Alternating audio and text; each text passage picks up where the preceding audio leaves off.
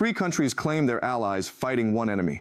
But game theory reveals they're secretly working together to destroy each other. What if the real war isn't the one you're watching on the news? Everyone sees the headlines.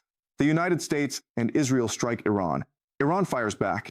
The world watches what looks like a straightforward conflict. But there's something that doesn't quite add up. Why would allies pursue strategies that weaken each other? Why would enemies benefit from the same outcome? Most people think war is simple. You identify your enemy. You attack. You win or lose. But does shared victory actually unite allies in practice? The wealthy understand something poor people never learn. True power comes from controlling outcomes, not participating in battles.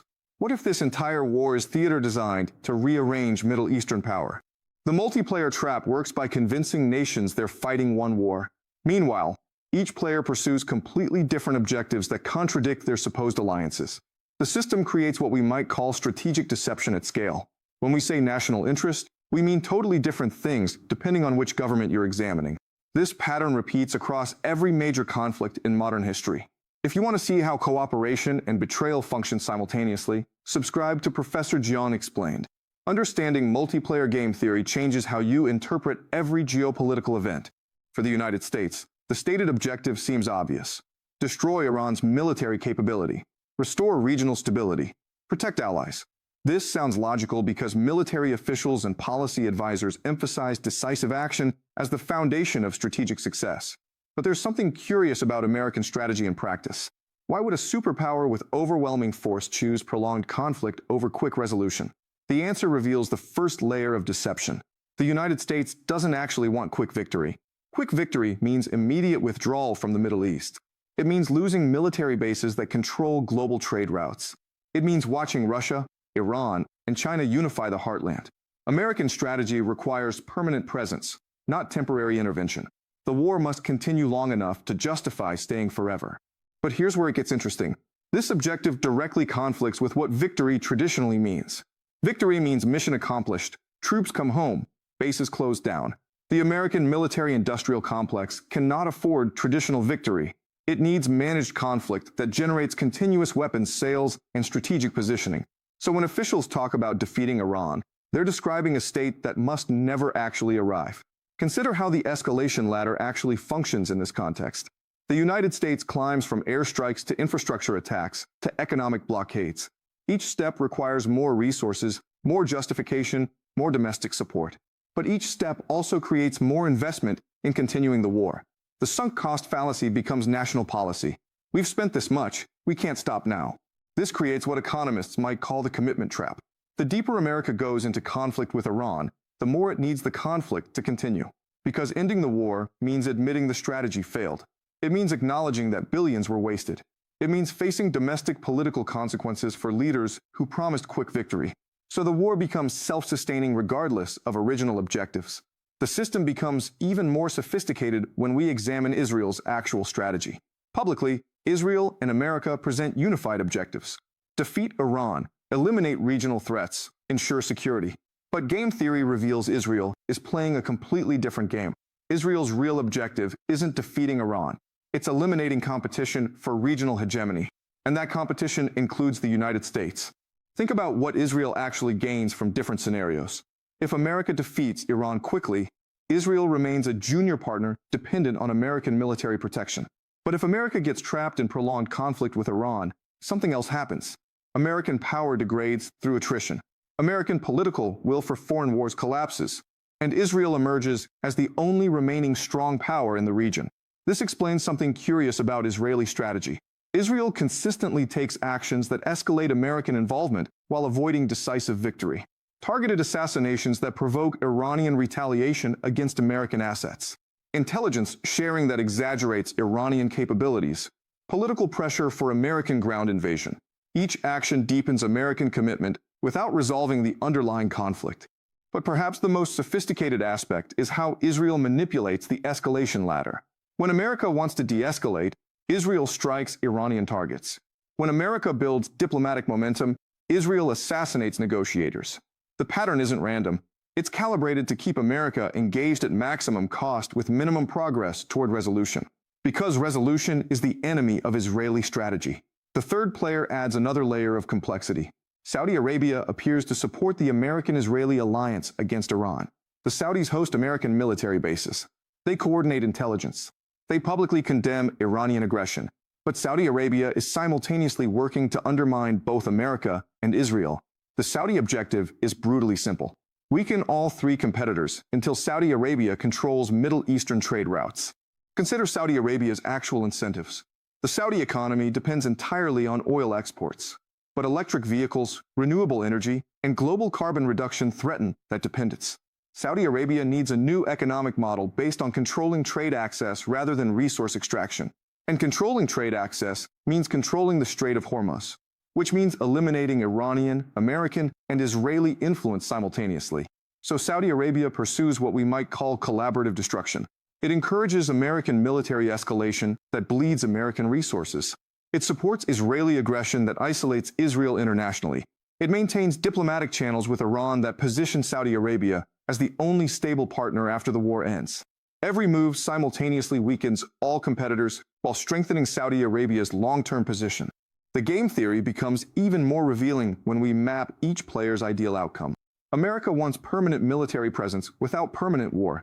Israel wants regional hegemony without American competition. Saudi Arabia wants trade route control without military confrontation. Iran wants American withdrawal and regional influence. These objectives are mathematically incompatible. They cannot all succeed.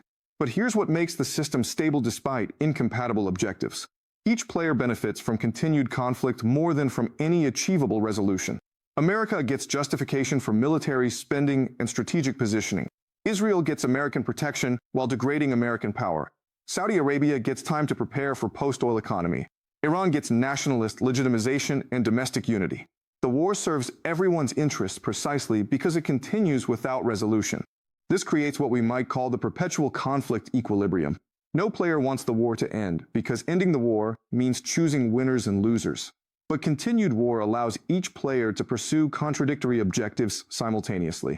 They cooperate in maintaining conflict while competing for advantageous position within that conflict. It's cooperation and betrayal functioning as the same strategy. Consider how this differs from traditional alliance thinking. Traditional alliances assume shared objectives and coordinated strategy. But modern multiplayer conflicts operate on strategic deception at every level. Allies claim unity while pursuing contradictory goals. Enemies claim opposition while benefiting from the same outcomes. The categories themselves become meaningless. The United States thinks it's fighting Iran with Israeli and Saudi support. Israel thinks it's using American power to eliminate regional competitors. Saudi Arabia thinks it's positioning for post-conflict dominance. Iran thinks it's exposing American weakness to regional allies. They're all correct, and they're all being manipulated by every other player simultaneously. But there's something even more insidious happening beneath the surface. Each player is also fighting internal conflicts that mirror the external war. American military wants prolonged engagement. American public wants withdrawal. Israeli government wants regional dominance. Israeli population wants security and stability. Saudi monarchy wants power consolidation. Saudi population wants economic development. Iranian regime wants legitimacy. Iranian people want economic relief. These internal conflicts create what we might call nested game theory. Each government plays against external enemies while managing domestic opposition. And the external war becomes a tool for managing internal contradictions. America uses the Iran threat to justify military spending despite domestic needs. Israel uses existential danger to suppress internal political opposition.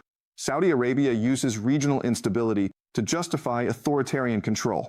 Iran uses American aggression to crush domestic dissent. The system perpetuates itself through what economists might call aligned misalignment. Every player's strategy requires continued conflict. Every player's rhetoric demands victory. But victory would destabilize the entire system. So they maintain the appearance of seeking victory while structurally ensuring that victory remains impossible. They've created a war that cannot be won because winning would eliminate the justification for playing. Think about the implications. Thousands die. Economies collapse. Populations suffer. But the war continues because the players benefit from its continuation more than from any resolution. It's not incompetence. It's not miscalculation. It's sophisticated multiplayer game theory operating exactly as designed. The war is the point. The chaos is the product. The suffering is externalized cost that doesn't affect the player's strategic calculus. This explains something curious about how wars are discussed publicly. Official narratives emphasize victory conditions, strategic objectives, and moral imperatives. But actual strategy focuses on position management, resource extraction, and domestic legitimization. The public conversation and the strategic reality exist in completely different universes. And that gap is maintained deliberately. The tragedy is how this system appears to regular people. They see war as failure of diplomacy. They believe leaders want peace, but face difficult choices. They accept that conflict sometimes becomes necessary. But they don't understand that modern war between major powers functions as managed chaos that serves elite interests across all sides.